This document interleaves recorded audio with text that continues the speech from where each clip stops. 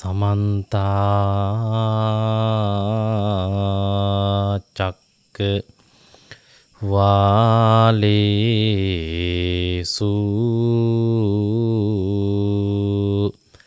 अत्रा गच्छन्तु देवता සද්දම්මං මුනි රාජත්ස සුනන්තු සංඝ මොක්ඛදං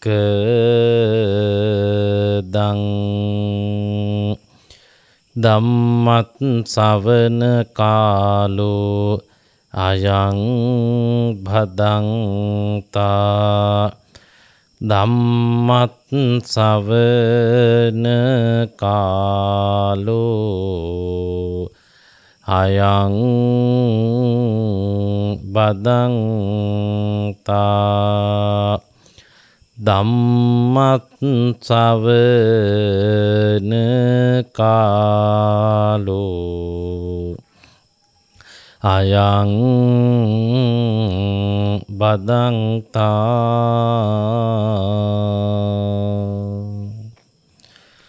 නමෝ තස්ස භගවතෝ අරහතෝ සම්මා සම්බුද්දස්ස නමෝ තස්ස භගවතෝ අරහතෝ සම්මා සම්බුද්දස්ස නමෝ තස්ස භගවතෝ අරහතෝ සම්මා සම්බුද්දස්ස නවන්න රූපේන නරෝ සුජානෝ නවිත්තතේ ඉත්තර දස්සනේන සුසඤ්ඤතානං හි වියංජනේන අසඤ්ඤතාලෝක මිමං චරන්ති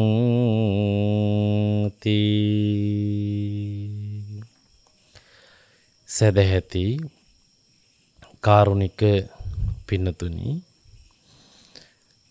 අද මෙම දායකත්ව ධර්මදේශනාවේ පින්බර දායකත්වයේ දරන්නේ බෙලිගල ඈගල්ල සාගරිකා නිවසෙහි පදිංචි W.A. සාගරිකා පොඩිමැණිකේ මෑණියන් W. ඥාන විමල් පියතුමා චාමර ශමීර ලක්මන්ති යන දූපුතුන් ඇතුළු පවුලේ සියලුම දෙනා ඒකරාශී වෙලා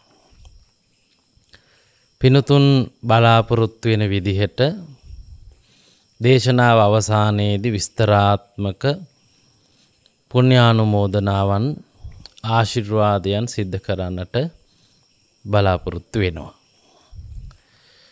පිනුතුනි අද මෙම ධර්මදේශනාව සඳහා මා තෝරාගත් ධර්ම ගාථාව තිබෙන්නේ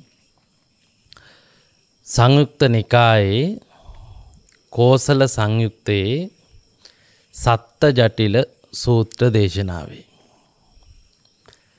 මේ දේශනාව තුළ එදා බුදුරජාණන් වහන්සේගේ කාලේ වාගෙම අදටත් සමාජය තුළ දකින්නට ලැබෙන සුවිශේෂී තත්ත්වයක් පිළිබඳව අනාවරණය කරනවා. ඒ තමයි සැබවින්ම තමා තුළ පිහිටවාගත් ගුණධර්ම නැතුව ගුණධර්ම ඇති ඇත්තෝ හැටියට රඟපාන අය මේ ලෝතලය තුළ මේ සමාජය තුළ ජීවත් වෙනවා ලෝකයා රවටමින් තමාද රැවටමින් කියන කාරණාව බුදුහාමුදුරුවෝ පැහැදිලි කරන්නට යෙදුණා. අද දවසේ ලෝකය දෙස බැලුවොත් එහෙම මේ දේශිත කාරණාව ඊටාම සත්‍ය වූ කරුණක් හැටියට විද්‍යමාන වෙනවා. අපි ගත්තොත් එහෙම බෞද්ධ සමාජය පිනතුනි බෞද්ධයෝ අපිට පේනවා ප්‍රධාන වර්ග දෙකක්. එක කණ්ඩායමක් තමයි බුදුදහම සත්‍ය වශයෙන් තේරුම් අරගෙන හෝ අවබෝධ කරගෙන නැතුව බුදුදහම පොරවාගෙන වාගේ ඉන්න කට්ටිය. බුදුදහම ඇඟේ පිටින් පොරවගෙන ඉන්නේ කට්ටිය. ඊළඟට අනිත් අය තමයි මේ ධර්මයේ තියෙන යම් දේවල් තමාගේ ශරීරයට තමාගේ ජීවිතයට බද්ධ කරගත්ත, එය උරාගත්ත, එය පානය කළ ඇත්තෝ. අපිට අපේ බෞද්ධ සමාජය තුළ මේ දෙපාර්ශවයේ ඊටාම හොඳට පේන්න තියෙනවා. මා මේ කරුණ අද පැහැදිලි කරන්න බලාපොරොත්තු වුණේ බොහෝ බෞද්ධයන් ඔබ බෞද්ධ වාගේ ලෝකයා දැනගත්තහම ඔබට විශාල සංසාර ප්‍රතිලාභයන් හිමි වෙනවා කියන රැවටීමේ මිත්‍යාවේ පසු වෙනවා. සැබවින්ම බෞද්ධ නොවි, සැබවින්ම බෞද්ධ ආකල්ප ඇති කර නොගෙන, සැබවින්ම ඒ බෞද්ධ ධර්මයේ තේරුම් ගත්ත කෙනෙක් ලෝකයේ ගැන, ජීවිතය ගැන හිතන පතන ආකාරය ජීවිතයට සමීප කරගන්නෙත් නැතුව බෞද්ධ පින්නතුන් ඊටාම යහපත්, ඊටාම ගුණවත්, ඊටාම අවබෝධිත අයගේ ස්වරූපයෙන් ජීවත් වෙන කණ්ඩායමක් අද අපේ ලාංකික බෞද්ධ සමාජය ඇතුලේ අපිට පේන්න දකින්න ලැබෙනවා. දැන් සාමාන්‍යයෙන් ධර්මය අවබෝධ කරගත් අය හරිම අල්පේච්ඡයි. ඒ අය අල්පේච්ඡ නිසා අඳින්නේ මේ විවිධ වර්ණ ඇති, විවිධ විචූර්ණ ඇති, විවිධ විලාසිතා ඇති ඇඳුම් නෙමෙයි. බොහොම සරල ඇඳුම්, බොහොම චාම් ඇඳුම්, බොහොම අඩු අපේක්ෂා සහිතව තමයි ඇඳුම් පැළඳුම් අඳින්නේ. ඉතින් ඒ නිසා හුඟක් විට ධර්මයේ තේරුම් ගත්ත අය චාම් ඇඳුමකට, එහෙම නැත්නම් සුදු පාට ඇඳුම් වලට සුදු පාට උතුරු සලුවක් එහෙම දාලා මේ වගේ කිසියම් සංසුන් ඇඳුම් රටාවක් පවත්වනවනේ. ඒ ආකල්පමේ වශයෙන් අල්පේච්ඡ වෙලා, අල්පේච්ඡ භාවයට පත් වෙලා. ඒක සාධාරණයි, ඒක යෝග්‍යයි, ඒක උචිතයි. ඒ නිසා ඔහුට යම් සීලයක්, යම් ප්‍රතිපත්තියක්, යම් පුහුණුවකුත් අභ්‍යන්තරව වැඩෙනවා. හැබැයි අපිට පේනවා මේ ජනප්‍රසාදය සලකලා, මේකට තිබෙන සමාජ ගෞරවය සලකලා, මේ සඳහා තිබෙන සමාජ ඇගීම සලකලා අද බොහෝ ඇත්තෝ ධර්මය ඉගෙන ගත්තේ නැහැ, ධර්මයේ භාවිතයට ගත්තෙත් නැහැ, ධර්මයේ තේරුම් ගන්න ජීවිතේ හිතන්නේ පතන්නෙත් නැහැ. හැබැයි මේ සුදු වස්ත්‍රය විතරක් අඳිනවා පළඳිනවා, මොකටද? ප්‍රසාදයේ පිණිස. දැන් අපේ පාලකයෝ ඉන්න ඒ ස්ථානේ බලන්නකෝ. ඉන්න තරමක් ඉන්නේ මේ ඊතා සැදැහැති බෞද්ධයන් අඳින ඇඳුම් කට්ටල වලින් නේද? ඊතාම යහපත්, ඊතාම අවංක, ඊතාම ප්‍රතිපත්තිගරුක, ඊතාම සිල්වත් අය අඳින ඇඳුම් කට්ටලෙන් ඉන්නේ බලනකොට මහා හොරුනේ. කිසිම විදිහකින් වගකීමක් සහිතව කටයුතු නොකරන අයනේ. කිසිම විදිහකින් හොරමැර වංචා ආදිය නොකර ඉන්නට ඒවා පිළිබඳව කටයුතු කරන අය නෙමෙයිනේ. එතකොට මේ වගේ අපි දකින සමස්ත සමාජය තුළම අපිට බෞද්ධ ලෙස පෙනෙන හැමෝම බෞද්ධ නෙමෙයි. බෞද්ධ ලෙස රඟපාන බොහෝ දෙනෙක් ඉන්නවා. ඉතින් මේක කොච්චරක් තමන්ගේ ජීවිතේට මෙලොව වශයෙන් පරලොව වශයෙන් නිවන් මගට ඇත්ත වශයෙන්ම සහායක් ලැබෙනවද කියන එක හුඟක් දෙනෙක් මං හිතන්නේ නෑ. එහෙම නැත්තම් දන්නේ නෑ. ඒ නිසා හැම කෙනෙක්ම හුරු පුරුදු වෙමින් යන්නේ මේ රංගපාන බෞද්ධකමට කියලා වගේ අපට හේතෙනවා දේශකයන් වහන්සේලා හැටියට. බුදුහාරෝ දේශනා කළා අර රත්තරන් පාට ගාපු මැටි කාසියක් මැටියෙන් හදලා රත්තරන් ආලේප කරලා තිබ්බම පෙනෙන්නේ රන් කාසියක් වාගේ. ගොඩාක් දෙනෙක් රැවටෙනවා ඒක රත්තරන් කාසියක් වෙන්න ඇති කියලා. ඒ වගේ බුදුහාරෝ කියනවා න වන්න රූපේන නරෝ සුජානෝ. මිනිහෙකුගේ හොඳ නරක, මිනිහෙකුගේ සැබෑ ආධ්‍යාත්මික ගුණ යහපත්කම් එයාගේ පිටස්තර පෙනුමෙන් නිරීක්ෂණය කරගන්න බැයිලු. සින්දුවකක් තියෙනවා නේද? සිනාවෙන් හෝ කතාවෙන් බෑ මනින්නට මිනිසා කියලා. මේක බුදුදහම ඇසුරෙන් එන අදහස් වලින් පෝෂිත ගීතයක්. මිනිසුන්ගේ පිටස්තර පෙනුම පිටස්තර ස්වරූපයෙන් කිසිසේත් මිනිස්සු මනින්න බෑ. බුදුහාම දේශනා කරනවා සුසඤ්ඤතානං හි ව්‍යංජනේන. හොඳට දැමුණු, හොඳට හික්මුණු, හොඳට ධර්මය අවබෝධ කරගත්ත අයගේ වචන කට්ටලේ, ඇඳුම් කට්ටලේ, ඒ අයගේ හැසිරීම කොපි කරලා ඒවා අනුකරණය කරන අසඤ්ඤතා නොහික්මුණු අය ඉමං ලෝකං චරන්ති මේ ලෝකේ ඕන තරම් ජීවත් වෙනවලු. එහෙම තමයි ගොඩාක් අය ඉන්නවා වගේ අපිට පෙනෙන්නේ. මේ කතාවට පසුබිමුනේ කොසල් රජතුමා දූතයන් හැටියට යවූ කණ්ඩායමක් දෙස බලලා කොසල් රජතුමා සිද්ධ කරපු ප්‍රකාශනයක් සඳහා බුදුහාරෝ දීපු උපදේශනේ. කොසල් රජු හරිම හරිම උපක්‍රමශීලී රජ කෙනෙක්නේ. එයා රටේ තොරතුරු හොයන්න එයාගේ චරපුරුෂයෝ පූජකයෝ හැටියට අන්දලා යවුවා. ජටිලයෝ කණ්ඩායමක් හැටියට, පරිබ්‍රාජකයෝ කණ්ඩායමක් හැටියට, නිගණ්ඨයෝ කණ්ඩායමක් හැටියට මේ පුහුණු කරලා ඒ යවුවා ඒ පළාත්වලට. එතකොට ඒ අය ගියේම මොකටද? රාජ්‍ය තොරතුරු බුද්ධි සේවා සපයන්න. මෙයාලා මෙහෙම මාස ගාණක් ගිහිලා විවිධ පළාත්වල ඉඳලා පැමිණෙනවා. පැමිණෙනකොට කොසල් රජුරෝ බුදුහාරොත් එක්ක කතා කර කර ඉන්නේ.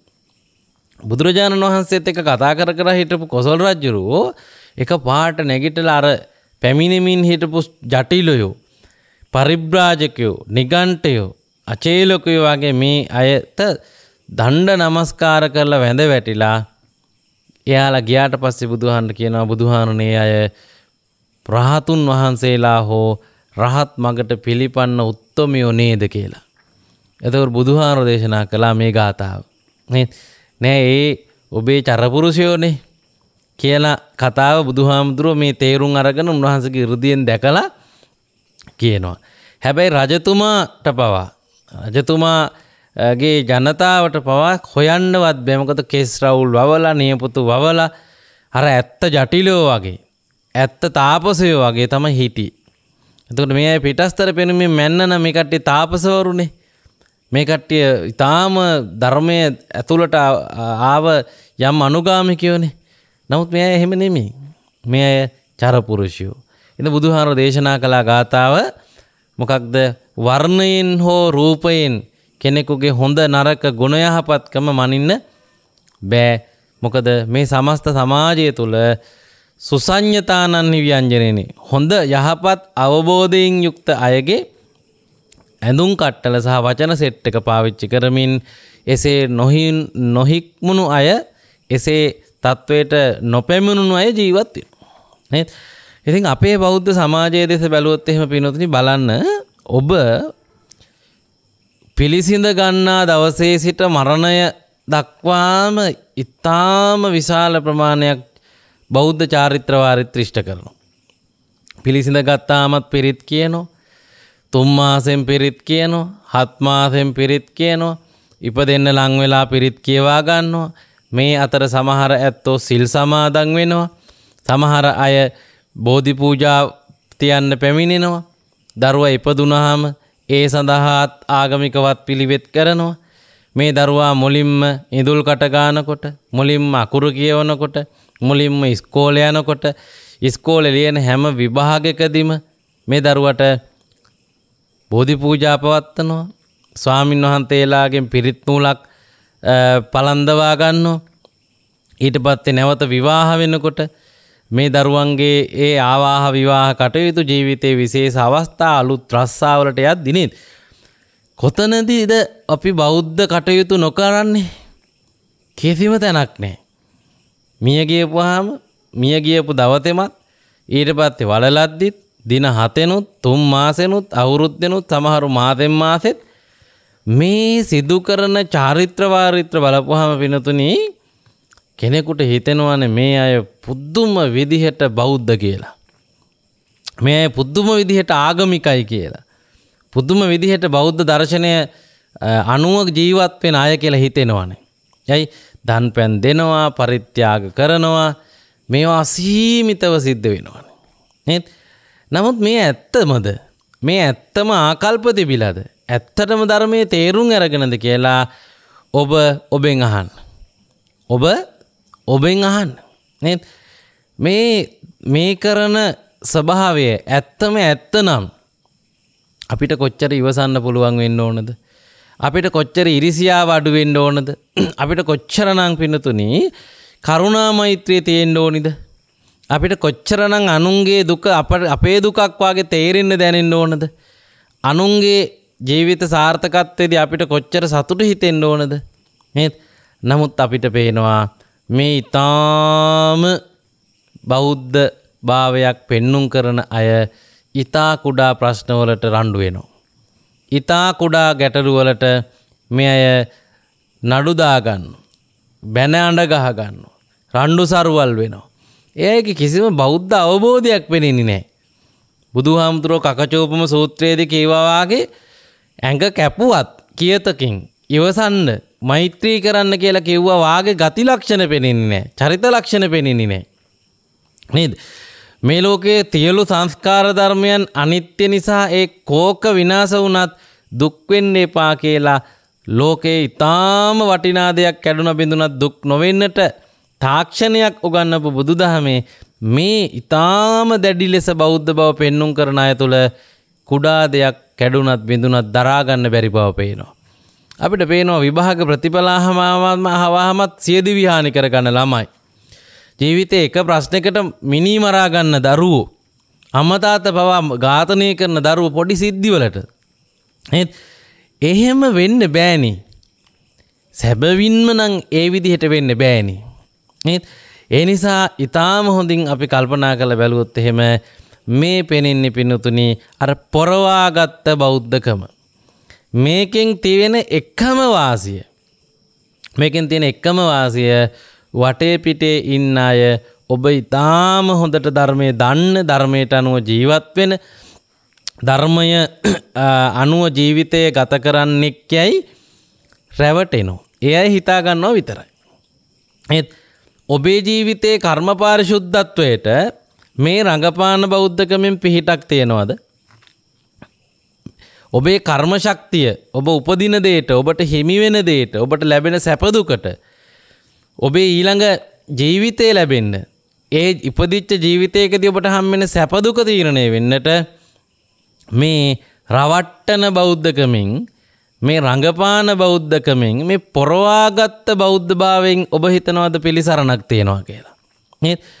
කිසිසේත්ම පින්නතුනි එහෙම එකක් නැහැ.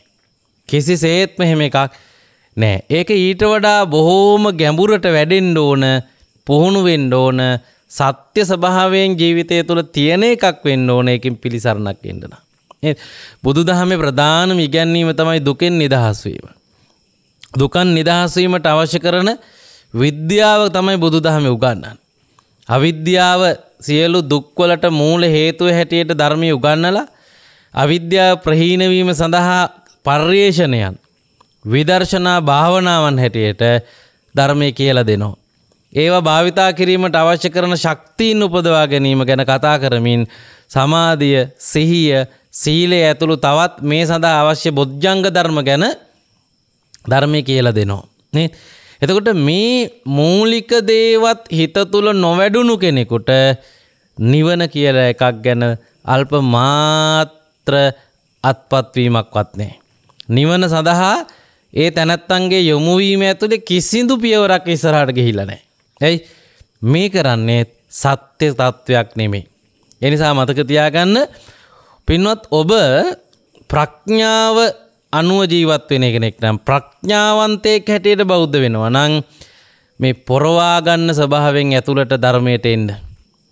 අද අපට පේනවා බුදුහාමුදුරුවෝ දේශනා කළා වාගේ මේ ඇතුළට බෞද්ධ බව නොගත්ත බෞද්ධ අනුව හිතුම් පැතුම් නොසිතන ජීවිත ප්‍රශ්න දෙස බෞද්ධ දර්ශනය උගන්වන විදිහට නොබලන ජීවිතයේ විවිධ සිද්ධිවලට බෞද්ධ උපදේශනය එකතු නොකරගන්න හැබැයි පුදුම තරම් දන් දෙන පුදුම තරම් සෙල් ගන්න පුදුම තරම් භාවනා වැඩසටහන් වලට එන පුදුම තරම් ධර්ම කරුණු දන්න උපාසක උපාසිකාව ඉන්නවා.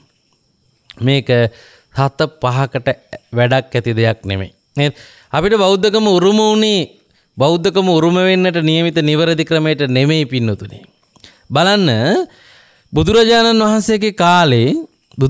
වහන්සේගේ කාලේ බුදුදහමට ප්‍රවිෂ්ඨ වුණ අය ඒ සඳහා ප්‍රවිෂ්ඨ වුණේ පර්යේෂණයකින් පස්සේ. පර්යේෂණය කිරීමකින් පස්සේ.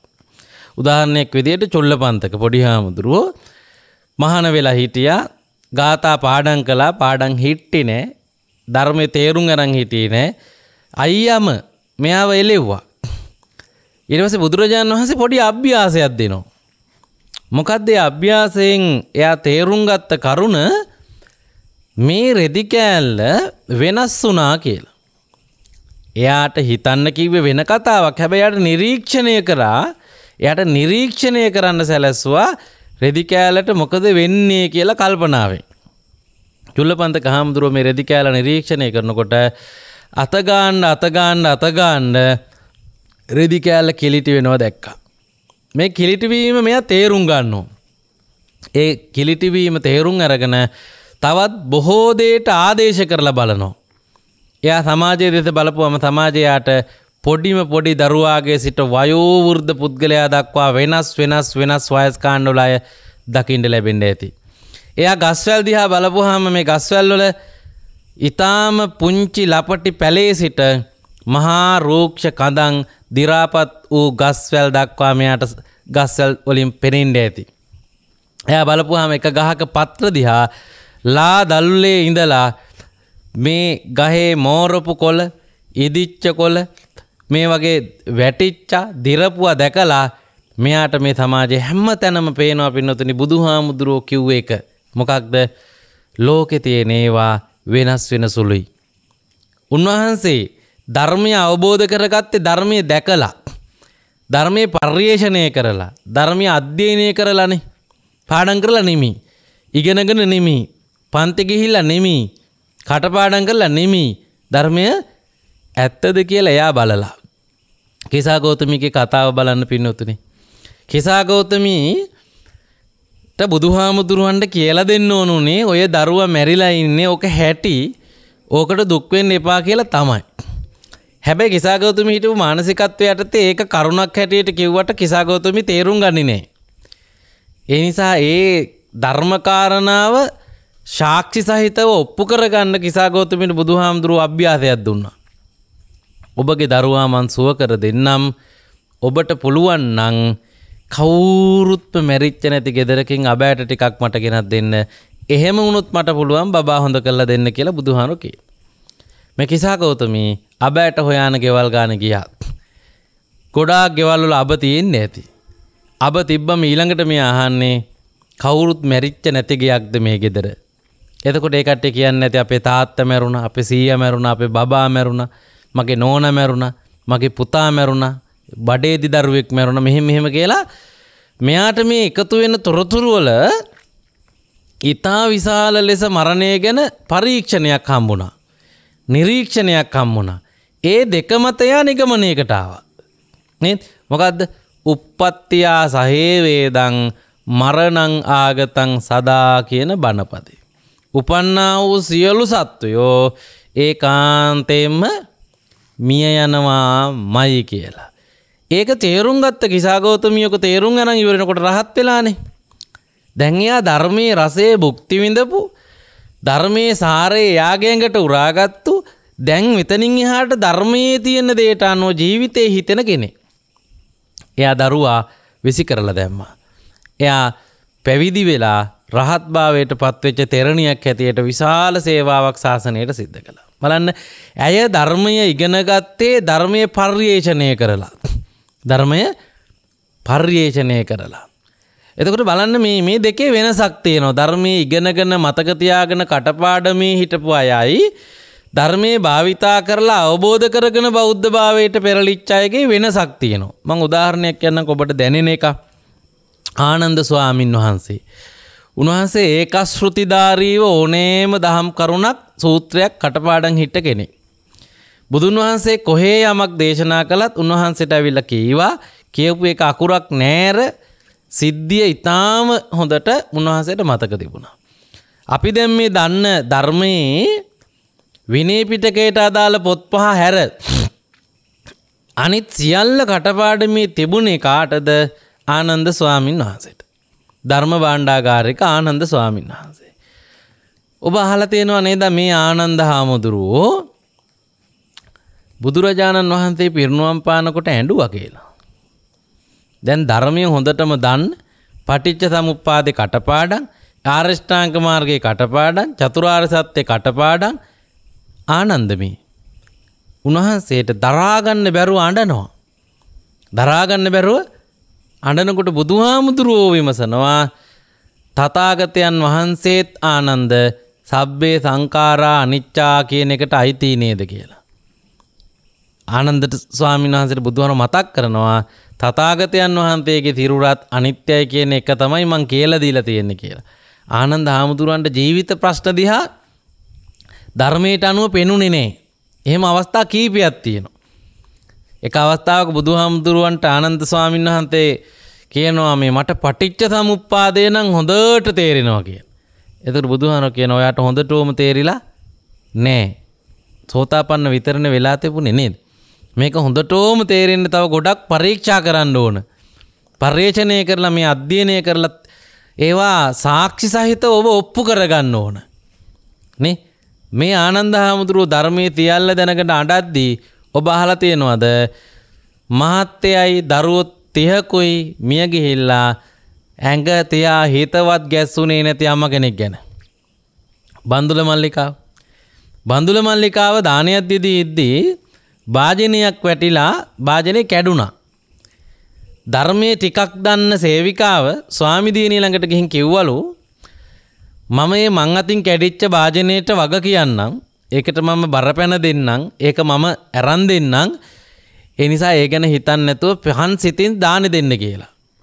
අර ස්වාමිය දේනියට ආදරයට මේක කිව්වේ. ඇය ළඟට පැමිණුණු සන්නස ලේඛනය මේ සේවිකාවට දුන්නලු. මොකක්ද ඒකේ තිබිලා තියෙන්නේ? මහත්තයයි, ඒ කියන්නේ බන්දුල මල්ලිකාවයි, බන්දුල සේනාධිපතියයි පුතාලා 30 දෙනෙකුයි යුද්ධෙදි මිය ගියා කියලා. මේ පණිවිඩය ඇවිල්ලා දැන් ටිකක් වෙලා. හැබැයි තාම කවුරුත් දන්නේ නැහැ. එයා දාන බෙදෙනවා කිසි ප්‍රශ්නයක් නැතුව. ඒ හිත කොච්චර ධර්මයට අනුව ජීවිතය ගැන හිතපු හිතක්ද බලන්නකො පින්නතුනේ. ධර්මයට අනුව ජීවිතය ගැන හිතලා නේ ඒ ධර්මයට අනුව ජීවිතය ගැන හිතපු හින්දම අර සිද්ධිය දුකක් හැටියට දැනුන්නේ මේක නේද බුදුදහමේ බලාපොරොත්තු වෙන දියුණුව. මේ බෞද්ධකමනේ ඕනේ නේද? සියලු දේ දන් දෙන සියලු තපින්කම් වල නම ඉස්සරහින්ම කියන සුදු ඇඳන් ඉන්න හැමදම සිල් ගන්න උපාධිකාවට වයෝසට ගිහින් මිය ගිය කෙනා මැරිච්චාමත් කෑ ගහලා අඬන්න හිතෙනවා නම් මොනවා කැඩුන බෙදුනත් ඒ වගේම පුදුම තණ්හාව නම් ඒ බෞද්ධකමේ ඇති ප්‍රයෝජනය මොකක්ද? ඒ බෞද්ධකමෙන් ඔබ ලබාගත් සාන්තිය මොකක්ද? ඒ රඟපෑම නිකම්ම ලොකු බොරුවක් විතරයි නේ. ඒ නිසා පිනතුනේ හොඳින් හිතන්න ඕන එකක් ඔබ ඔබේ සංසාරයට ආදරෙයි නම් ඔබ ඔබේ නිර්වාණය අපේක්ෂා කරනවා නම් ඔබ මේ බෞද්ධ දර්ශනය තුල කියන දේවල් අනුව ජීවිතේ හැඩගස්සා ගන්නට යම් කැමැත්තක් තියෙනවා නම් අනිවාර්යෙන්ම ඔබ සැබෑ චින්තකයෙක් වෙන්න. සැබෑ බෞද්ධ දර්ශනය අවබෝධ කරගත්තේ නැත්ෙක් වෙන්න ඕන. එහෙම නැත්නම් ඒක කිසිම තේරුමක් නැති බෞද්ධකමක්. නේද? සමහර විට ඒ කරන බොරුවත් පවක්ද දන්නේ. ඒ කරන වංචාවත් සමහර විට පවක් වෙන්නත් පුළුවන්. මොකද ඒක Taman දැන කරනවා නම් එහෙම වෙන්න පුළුවන් නේ. ඒ නිසා මේ මොකක්ද වෙලා තියෙන්නේ කියන එක තේරුම් ගන්න. ඇයි අපිට මේ බෞද්ධකම අපේ ජීවිතය ඇතුළට එන්නේ නැතුව බෞද්ධකම අපේ පිටේ ගෑවිච්ච පිටට පොරවාගත්ත බෞද්ධකමක් බවට පිනුදිරිපත් උනේ? මොකක්ද හේතුව? හොඳට මතක තියාගන්න. කාලාම සූත්‍රයේදී බුදුහාමුදුරුවෝ දේශනා කළා ධර්මය හදාරන්නට හොඳ නැති ක්‍රම 10ක් ගැන. මා පිටක සම්පදානේන පොත්වල තිබ්බට එපමණකින් ගන්න එපා කිව්වා. මා පරම්පරාය පෙර අය කියලා දීපු හින්දා ඒ අනුව මාත් ඒක කරනවා කියලා පිළිගන්න එපා කිව්වා. මේ විදිහට මා ආචාර්යය ගුරුවරයා කිව්වට මා පිටක සම්පදානේන මා තක්ක හේතු මා ණය හේතු කියලා මෙහෙම අද ඔබ ධර්මය ඉගෙන ගන්නේ මේ ක්‍රම වලින්මනේ. පොතේ තිබ්බම පොත ලිව්වේ කවුද කියන එක අනුව ඒ කෙනාට ගෞරවයෙන් ඒ පොතට ගෞරවයෙන් කරුණ විශ්වාස කරනවා. එහෙම නැත්නම් පරම්පරාවෙන් පරම්පරාවට ආවම ඒ දේවල් අපි කිසිම තේරුමක් නැතුව කරගෙන යනවා. දැන් ඇතැම් විට පින්දීමේ චාරිත්‍රයේ තාක්ෂණය හුඟක් දෙනෙක් දන්නේ නැහනේ. පින්දීම කළාට පින් දෙනකොට කරන්න ඕන වැඩ ටික රඟපෑවට ඒක හරි විදිහට කෙරෙන තාක්ෂණයේ ගොඩක් දෙනෙක් දන්නේ නැහැ. ඒක නිකන් ඉගෙනගෙන තියෙන්නේ. දැකලා ඉගෙනගෙන තියෙන්නේ. සංකල්පය දන්නේ කරනවා. ගොඩක් තැන්වල මේ தত্ত্বය අපේ තියෙනවා. ඒ නිසා හොඳට මතක තියාගන්න බුදුරජාණන් වහන්සේ මේ ධර්මය අපයන් තුලට උරා ගැනීම සඳහා දේශනා කරපු එකම ක්‍රමය තමයි පර්යේෂණය. උන්වහන්සේ දේශනා කරනවා මා කෙරෙහි ගෞරවයෙන්වත් ඔබ ධර්මයේ විශ්වාස කරන්න එපා. ධර්මය කියන්නේ එහෙම විශ්වාස කරන්න ඕන එකක් නෙමෙයි. ගෞරවයට, බයට, විශ්වාසයට සමාජයෙන් ආව රැල්ලට අනුව පිළිගන්න ඕන එකක් නෙමෙයි ධර්මය. ධර්මය කියන්නේ දකින්න ඕන එකක්. ඒ නිසා බුදුහාමර දේශනා කළා මා කෙරෙහි විශ්වාසයෙන් ධර්මයේ පිළිගන්න එපා. මං කියෝ ඒව ඇත්තද බලන්න කියලා. ඒ සඳහා පරිේශන ගොඩාක් බුද්ධ දේශනාවේ තියෙනවා. අපි විදර්ශනා භාවනාව කියලා කියන්නේ බුදුන් වහන්සේ දේශනා කරපු දේවල් ඇත්තද කියලා Tamanට බලා ගන්න තියෙන මිනුම් දඬු වලට Tamanට බලා ගන්න තියෙන පරිේශන වලට නේ. ඒක එහෙම බැලුවා නම් සමහර විට ඔබට මීට වඩා ධර්මයේ දැනෙයි. ධර්මයේ තේරෙයි. ධර්මයට අනුව ජීවිතය ගැන ධර්මයට අනුව ජීවිත ප්‍රශ්න ගැන ධර්මයට අනුව ජීවිතයේදී හම්බෙන විවිධ අත්දැකීම් ගැන ඔබට හිතන්න ශක්තිය එයි ධර්මයේ දැක්කා නම්. ඒ නිසා පින්වත් ඔබට අපි ආරාධනා කරනවා ඔය ධර්මයේ පොරවාගෙන හිටියට වැඩක් වෙන්නේ නැහැ. ධර්මයේ සාරය උරා ගන්නා කෙනෙක් වෙන්න. බුදුහාමුදුරුවෝ ධම්මපදයේදී ගාථාවක කියනවා බහුම්පිචේ තහිතං බහසමානෝ නතක්කරෝ හෝති නරෝ පමත්තෝ ගෝපෝව ගාවෝ ගණයම් පරේසං න භාගවා සාමඤ්ඤස්ස හෝති. මෙන්න මෙහෙම කට්ටිය බුදුරජාණන් වහන්සේගේ ධර්මයේ සාරයේ සුවපත් බව ඵලය ලබන්නේ නැල්ලු. කොහොමද? ගොඩාක් ධර්ම කරුණු මතකයි, දන්නවා, කටපාඩම්. ගොඩාක් චාරිත්‍ර වාරිත්‍රාත් කරනවා. හැබැයි ඒවා භාවිතයට අරන් නැහැ. ඒවා පරිේෂණය කරලා නැහැ. ඒවා අවබෝධ කරගෙන නැහැ. ඒ කට්ටිය කවුරු වගේලුද? අනුන්ගේ හරක් බලන ගොපල්ලෝ වගේලු. ඔබ මොකද්ද රකින්නවා, හැබැයි රකින්න එකේ ප්‍රතිඵල ඔබට නැහැ. ඔබ ධර්මයේ මොනවද ටිකක් ඉස්සරහට ගෙනිහිල්ලා දෙනවා. එතකොට නිකන් සාසනේ රැකිනවා, ස්වාමීන් වහන්සේලාට දන් පැන් හම්බ වෙනවා, එහෙම ටිකක් වෙනවා.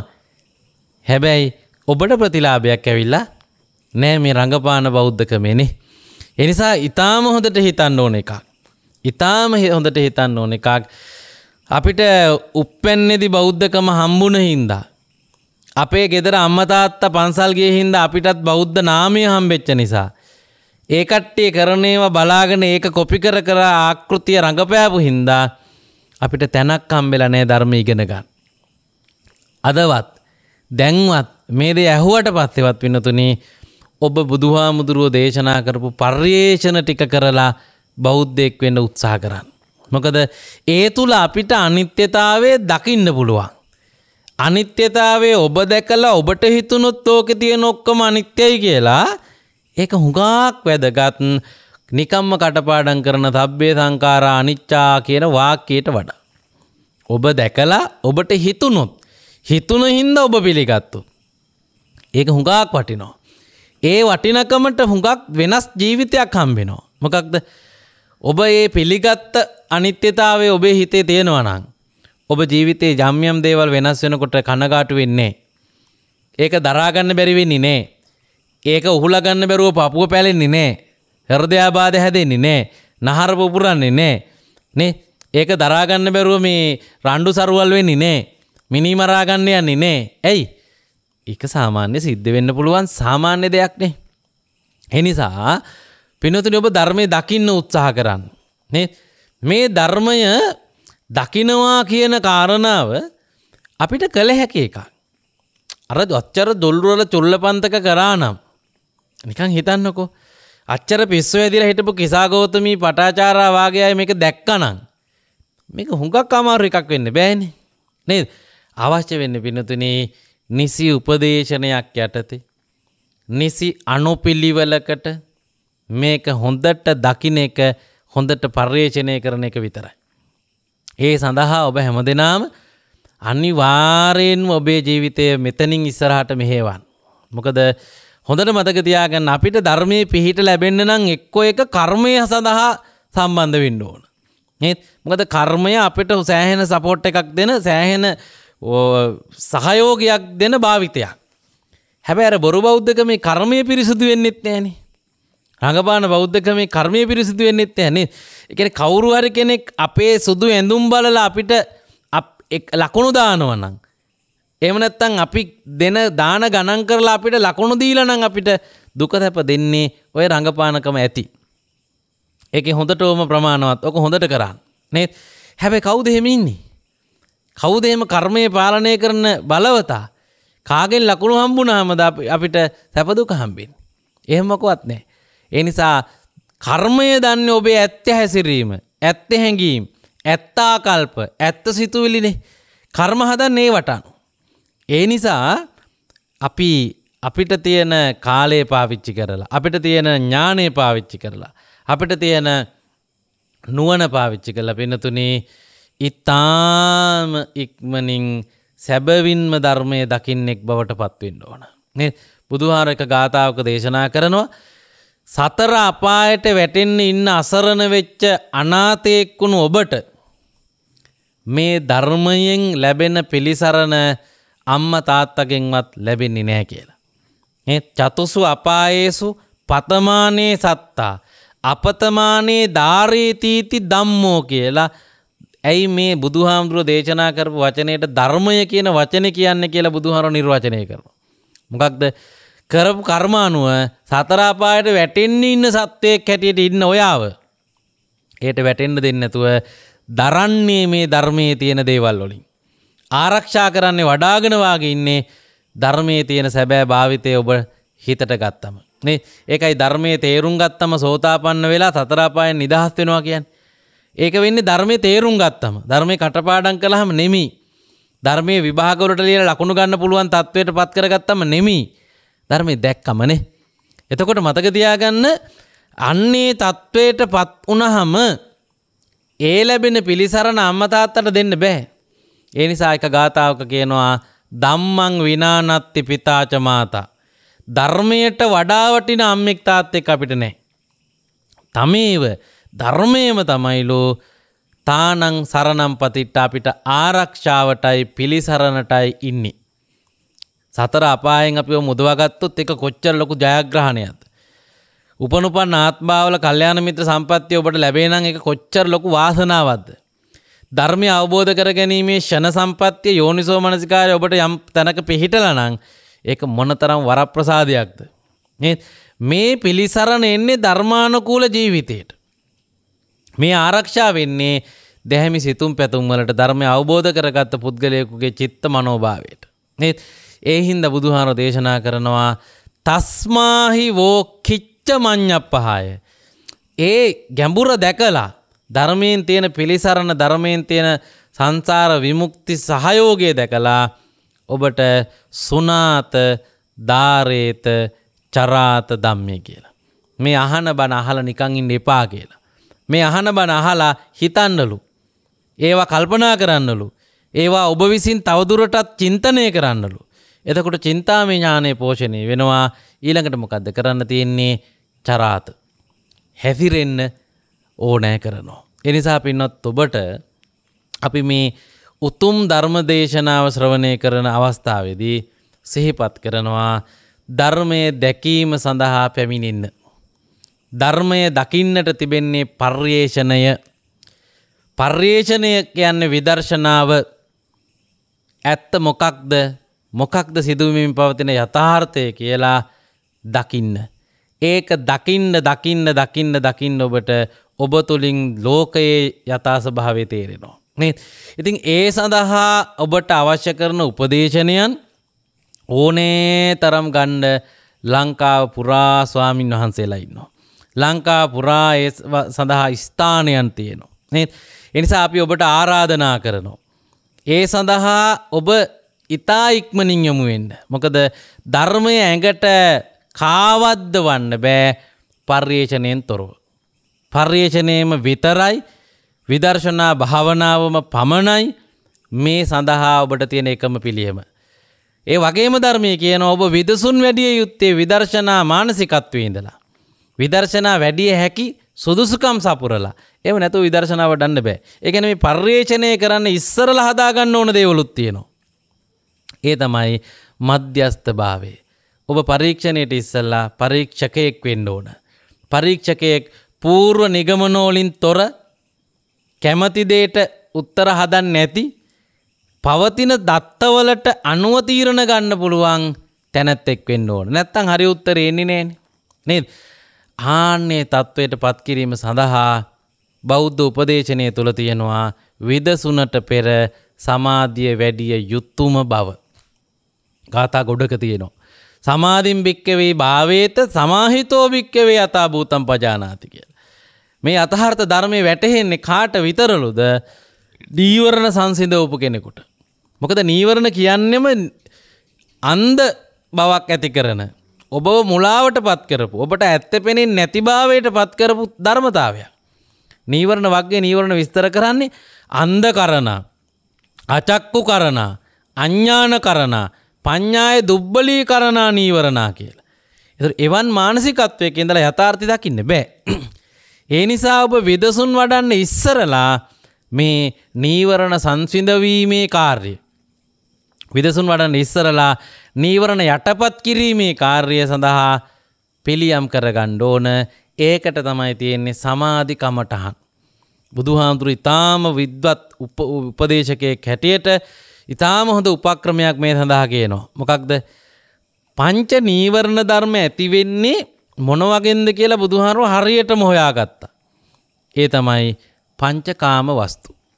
පංචකාම වස්තු එක්ක අසිහියෙන් ගනුදෙනු කළාම පංච නීවරණ ධර්ම උපදිනවා කියලා බුදුහාමුදුරු හඳුනාගත්තා. ඒ හින්දා අපිට කියනවා මොකක්ද නීවරණ වලින් හිත මුදවා ගන්න ඕන නම් කරන්න ඕන දේ තමයි පංචකාම වස්තුන් සමග ගනුදෙනු කිරීමෙන් ටිකක් මග ඇරලා ඉන්න කියලා. ඒක මගහරවාගෙන ඉඳීම සඳහා අපිට බුදුහාර දුන්නා ආදේශක ආරම්මණයන්. ඒවට තමයි මේ කියන්නේ සමාධි කමඨහන් කියලා. ආනාපාන සතියේ ඒ බඳු එකක්. එවැනි 40ක් ගැන ධර්මයේ කියනවා. ඒ ආදේශක ආරම්මන මොකද කරන්නේ අපිට නීවරණ ඇතිවීම උත්තේජනය කරන භාවිත වලින් ඈත් වෙලා වෙනත් තැනක හිත ධානයෙන් උදව් කරනවා. ඔබ විදසුන් වැඩිවීමට පෙර එවැනි අභ්‍යාසයක් කරලා ඔබේ නීවරණ සහිත උත්තේජිත භාවය නිමන්න ඕන. ඒක යටපත් කරන්න ඕන. ඒක අඩාල කරන්න ඕන. ඒක අක්‍රිය කරන්න ඕන. එතකොට පින්නතුනි හැදෙනවා ඊටාම හොඳ පර්යේෂක චින්තනයක්. පූර්ව නිගමන නැති තමන්ට ඕන හැඟීම අවසාන උත්තරේ හැටියට පත් කරගන්න නැතුව ඒ කියන්නේ හැඟීම් වලට වහල් වෙලා තීරණ ගන්නෙ නැති, කම්මැලි නැති, කලබල නැති, මෝඩ නැති තීරණ ගන්න පුළුවන් කමක් එනවා නීවරණ සංසිඳුනම. මොකද තීන මිද්දේ කියන්නේ කම්මැලිකමට, උද්ධච්ච කුක්කුච්ච කියන්නේ කලබලකමට, විචිකිච්ඡාව කියන්නේ මෝඩකමේ ලක්ෂණයක්. මේවා සංසිඳුනම තමයි ඔබ සැබෑ දක්ෂයෙක් වෙන්නේ. නේද? ඒ නිසා පර්යේෂණය කරලා බෞද්ධ වෙන්න පුළුවන්, බෞද්ධ දර්ශනය දැකලා අවබෝධ කරගන්න පුළුවන් මේ මධ්‍යස්ථ භාවය පින්නතුනි ඇති කරගත්තම. මේ මධ්‍යස්ථ භාවය ඔබ ඇති කරගත්තම නේද? ඒ නිසා ඒ සඳහා අදාළ සුදුසු ස්ථාන තියෙනවා. බුදුහාරු දේශනා කළේ විවේක ස්ථානයකට යන්න, රුක්ෂ මූලයකට යන්න, ශුන්‍යාගාරයකට යන්න, සොහොනකට යන්න. එවැනි හිස්තැනක් ඕන සමාධිය වඩන්නයි. පංචකාම වස්තු බහුල තැන හුරු වෙන ආධුනික අවස්ථාවේදී සමාධිය වැඩෙන්නේ නැති නිසා. ඉතින් ඒ සඳහා තිබෙන ආරණ්‍ය සේනාසන එවැනි මධ්‍යස්ථානවලට පින්නතුන් ගිහිල්ලා හොඳ උපදේශනයක් ස්වාමින් වහන්සේ කෙනෙකුගෙන් ලබාගෙන ඒ සඳහා අවශ්‍ය කරන චින්තනය පුරුදු කරමින් මේ විදසුන් සඳහා යොමු වෙන්න. මේ හැම එකකටම ඕන මූල ශක්තිය තමයි සිහිය. සිහිය හොඳ නම් තමයි සමාධිය වඩන්න පුළුවන්. සිහිය හොඳ නම් තමයි විදර්ශනත් කරන්න පුළුවන්. මේ නිවන් මාර්ගට කියන්නේ සතිපට්ඨාන භාවනාව කියලා නේ. එතකොට සිහිය උපදවා ගැනීමට උදව් වෙනවලු සීලය. ඒ කියන්නේ දුසිල්වතාගේ තියෙන දුසිල්වත් භවයේ පළමු ආදීනවේ තමයි විපලිසර චිත්තය. කලබල හිත, බය තැතිගැන්ම තහ පසුතැවීම් සහිත විපලිසර පශ්චාත්තාප උණු සිත. ඒක හරිම දුර්වල හිතක්. එවැනි දුර්වල හිතකට බැහැ සමාධිය වඩන්න. එයා කලබලයි. එයාගේ හිත අවිවේකයි. එයාගේ හිත දුර්වලයි. ඒ නිසා ධර්මයේ කියනවා විදසුන් වඩන්න ඕන සිහිය හදන්න. විදසුන් වඩන්න ඕන සමාධිය හදන්න. සමාධිය හදන්න ඕන සිහිය හදන්න. සිල්වත් භාවය ඊටාම අත්‍යවශ්‍යයි කියලා. මේ සිල් රංගපාන සිල් වෙලා බෑ. මේ සිල් අකණ්ඩ අවිච්චින්න දිගට රකින්න, පළුදු නැති, කබර නැති, හිස්තැන් නැති, බාග නැති පූර්ණ සීලයක් වෙන්න ඕන කියලා තමයි ධර්මයේ කියන්නේ. නේද? ඔබ බැලුවොත් එimhe ඔබ අද ඉඳලා අතීතයට දවස් කීයක් සෙල් කැඩුවේ නැද්ද කියලා ඔබට ලැජ්ජා හිතෙයි. මේ අවුරුදු 50 60 අතීතයේ තුල ඔබ හැමදාම සෙල් කඩලා. හැමදාම බොරුවක් කියලා, එක්ක කේලමක් කියලා, එක්ක හිස් වචනයක් කියලා. මොකක් හරි සීලයක් කඩලා. නේද? ඊටා අඩු පිරිසක් තමයි ඉන්නේ මගේ අතින් මාතයක් දෙකක් තුනක් යනකම් මම එකම සීලයක්වත් කැඩුන්නේ නැහැ කියලා කියන්න පුළුවන්. නේද? ධර්මය අවබෝධ වෙන්නේ මතක තියාගන්න අවිච්ඡින්නව සිල් රකින්න කට්ටියට. අවිච්ඡින්නව සිල් රකින්න ඕන. නේද? ඒ වගේම සිල් වල අඩුපාඩු තියෙන්න බෑ. භාග තියෙන්න බෑ. ඒ සිල් සම්පූර්ණ වෙන්න ඕන. නේද? මේ සිල් වර්ග කීපයක් තියෙනවා. ඒ හැම එකක් ගැනම සැලකිලිමත් වෙන්න ඕන. ඔබ ශික්ෂා පද හොඳට රැකලා ඉන්ද්‍රිය අසංවර නම් ඒත් ශික්ෂා පද රකිමින් ගොඩනගා ගන්න හදපු දේ ආයෙ දුර්වල වෙනවා. අපි මේ ශික්ෂා පද රකිමින් උත්සාහ කරන්නේ මොකක්ද? ලෝභක්කය, දෝසක්කය, මෝහක්කය කරමින් කර්මක්ෂය කරලා නිවන් දකින්නනේ. හැබැයි ඔබ එක වර්ගයක විතරයි නේ තෙල් රකින්නේ. ඒ වර්ගයෙන් ලෝභ දේශ මොහ ඇති වෙන්නේ නැති වුණාට ඉන්ද්‍රිය අසංවර වුණාම ලෝභ දේශ මොහ ඇති වෙනවා. ප්‍රත්‍යසන්නිශ්චිත සීලය රකින්න නැතුව ප්‍රත්‍යවලට ලෝභ වුණාම ඒවා පිළිබඳ මානසිකත්වයේ වරද්දාගත්තම ඒ හින්දා ආපහු කෙලෙස් ඇති වෙනවා නේ. ඔබ ඒ විදිහට කටයුතු කරපුවාම මේ නිසා මේ සැබෑ ආරක්ෂාව සැබෑ ධර්ම මාර්ගයේ වැඩෙන්නේ නැහැ. ඒ නිසා පින්වත් ඔබට අපි මතක් කරනවා මේ උතුම් දේශනාව අහපු ගමන් ඔබ හිතන්න ඔබ කොහෙටද යන්නේ? කොයි ස්වාමින් වහන්සේ ළඟටද යන්නේ? උපදෙස් ගන්න මේ ප්‍රායෝගිකව බුදුදහම තේරුම් ගැනීම සඳහා සිදුවෙන පර්යේෂණ සඳහා. ඔබට අනිවාර්යෙන්ම ඒ සඳහා ඕනෑ තරම් ස්වාමින් වහන්සේලා ඒ සඳහා ඕනෑ තරම් පුණ්‍ය භූමි ලංකාව පුරා තියෙනවා. මේ ඊටාම හොඳට අධ්‍යයනය කරපු දේශකයන් වහන්සේලා ඕනෑ තරම් ඔබට දහම් දේශනා කරනවා. ඔබ අහලා නතර වෙලා සාදු කියලා ඉන්නවා හැමදාම. අපි කියන්නේ එතන නතර වෙන්න එපා. අහලා ඊට පස්සේ යොමු වෙන්න හොයන්න කොතනද ධර්මය භාවිතා කරන්න උගන්වන තැන. ධර්මය ඉගෙන ගත්තා කියන්න නම් ඕන තරම් අය ඉන්න පුළුවන්. හැබැයි ධර්මයේ තේරුම් ගන්න භාවිතා කරන්න ඕන එක කියන්න ඉන්න අල්ප ප්‍රමාණයක්. ඔබ සොයන්නේ එහෙම දේශකයන් වහන්සේලා, එහෙම කල්යාණ මිත්‍රයන්. එය ගිහි වුණත් කමක් නැහැ, පැවිදි වුණත් කමක් නැහැ. ඔබට නිසි උපදේශනයක් ලැබෙනවා නම් ධර්මයේ දකින්න. ධර්මයේ දකින්න ඔබට නිවන් දකින්න පුළුවන්. නේද? මොකද බුදුහාර දේශනා කළේ යෝ පටිච්ච සමුප්පාදං පස්සති සෝ ධම්මං පස්සති. යමෙක් මේ ලෝකයේ සිදුවෙන ක්‍රියාවලිය යථාර්ථය දැක්කොත් එයාට ධර්මයේ දැක්කකි. නේ? යෝ ධම්මං පස්සති සෝ මං පස්සති. යමෙක් ධර්මයේ දකිනං එයා තමයි ඇත්තටම බුදුදහම දැක්ක කෙනා. ඇත්තටම බුදුහාමුදුරුවෝ දැක්ක කෙනා. ඇත්තටම බෞද්ධ දර්ශනය දැක්ක කෙනා. නේ? එවන් කෙනෙක් වී මිය යන්නට ඔබ හැමදෙනා උද්‍යෝගීමත් වෙත්වා කියන ප්‍රාර්ථනාව සිද්ධ කරමින් මේ අනුශාසනාව නිමාවට පත් කරනවා.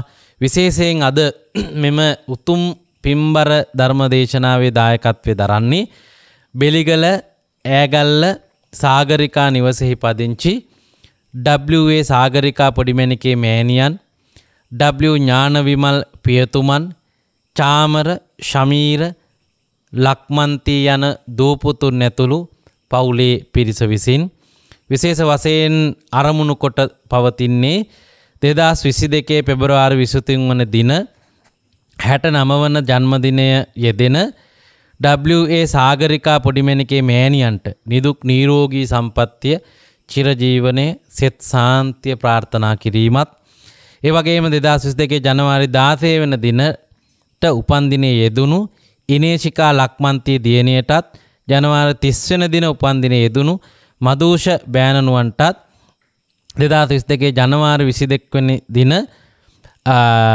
උපන්දිනයේ යෙදුණු ශමීරනුවන් කුමාර චූටි පුතාටත්, දෙසැම්බර් 21 වෙනි දින ජන්මදිනයේ යෙදින ආලෝකා නිමේෂණී චූටි ලේලියටත් ආශිර්වාද ප්‍රාර්ථනා කිරීමට, ඒ වගේම දෙසැම්බර් 14 උපන්දිනයේ යෙදුණු අකිලා රෝෂිනී ලොකු ලේලිය සහ චාමර තුසිත කුමාර ලොකු පුතාටත් කියන මේ පවුලේ සෑම දෙනාටම නිදුක් නිරෝගී සම්පන්නිය ප්‍රාර්ථනා කිරීමයි අපි හැම දෙනා ප්‍රාර්ථනා කරමු.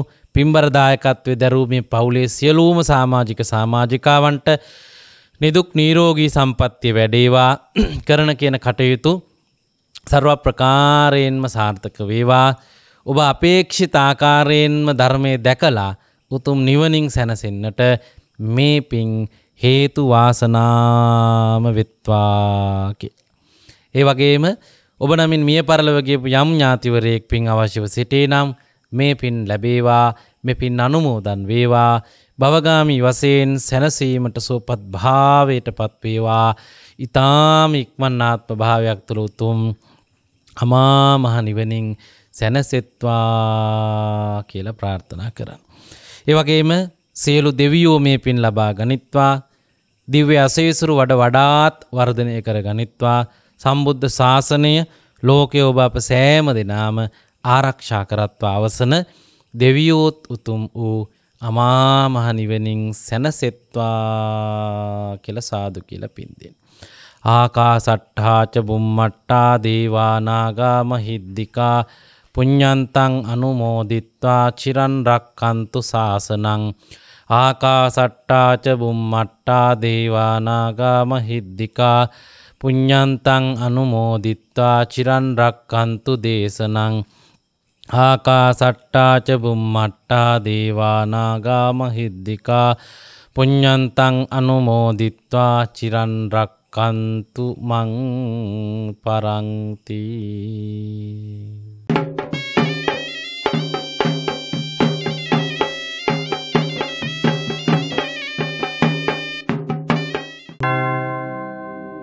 මෝහක්ඛයෝ නිබ්බානං